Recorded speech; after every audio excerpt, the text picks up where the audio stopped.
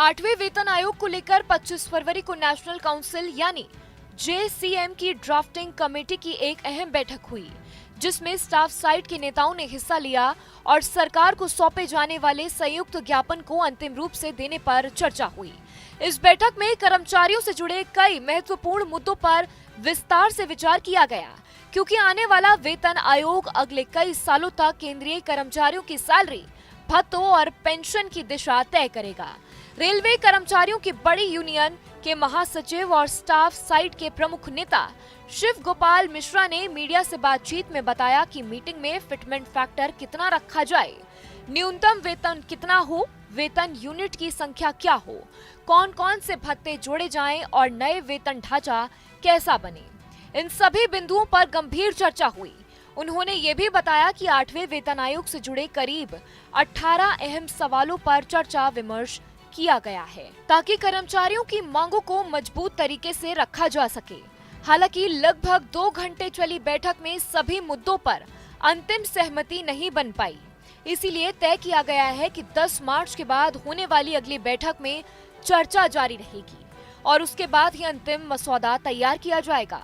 दूसरी ओर AII Indian NPS employees federation के राष्ट्रीय अध्यक्ष डॉक्टर मनजीत सिंह पटेल ने एक अहम मुद्दा उठाते हुए कहा कि ज्वाइंट कंसल्टेटिव मशीनरी सरकार और कर्मचारियों के बीच संवाद का मजबूत मंच है, लेकिन 1961 से अब तक इसमें केंद्रीय संस्थाओं और केंद्र शासित प्रदेशों के कर्मचारियों को प्रतिनिधित्व नहीं मिला है। उन्होंने बताया कि देश में 8वां केंद्र शासित प्रदेश है और लगभग हर मंत्रालय के अंतर्गत कई ऑटोनॉमस संस्थाएं काम करती हैं, जहां लाखों कर्मचारी तैनात हैं। इस पर केंद्र सरकार के नियम लागू होते हैं, फिर भी कई बार नियमों को लागू करने में देरी या लापरवाही हो जाती है, जिससे कर्मचारियों को भेदभाव का सामना करना पड़ता है। डॉक्टर पटेल ने मांग की है इन कर्मचारियों को भी JCM में प्रतिनिधित्व दिया जाए, ताकि उनकी समस्याएं समय पर सुनी जाए और हल की जाए। बैठक के बाद उम्मीद जताई जा रही है कि जल्द ही संयुक्त ज्ञापन तैयार कर औपचारिक रूप से वेतन आयोग को सौंप दिया जाएगा।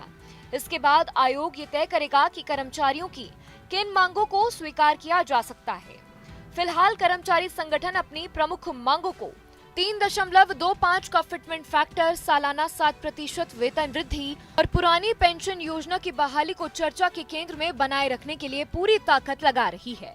गौरतलब है कि 8वें वेतन आयोग का इंतजार देश भर के 50 लाख से ज्यादा केंद्रीय कर्मचारी और पेंशनर्स और उनके परिवार कर रहे हैं, क्योंकि इस आयोग की सिफारिशें उनकी आर्थिक स्थिति, भविष्य की आय और रिटायरमेंट सुरक्षा पर सीधे असर डालेगी। इसीलिए ये बैठक सिर्फ एक औपचारिक चर्चा नहीं, बल्कि आने वाले दशक के वेतन ढांचे की दशा तय करने वाला महत्वपूर्ण कदम मानी जा रही है। आपके मोबाइल पर तुरंत आएगी ब्रेकिंग न्यूज, स्क्रीन पर सबसे पहले दिखेगी बड़ी खबर, देश दुनिया की हर खबर एक जगह। अब आपके मोबाइल पर तुरंत फटाफट इंस्टॉल कीजिए न्यूज नेशन ऐप और रखिए खुद को अपडेट।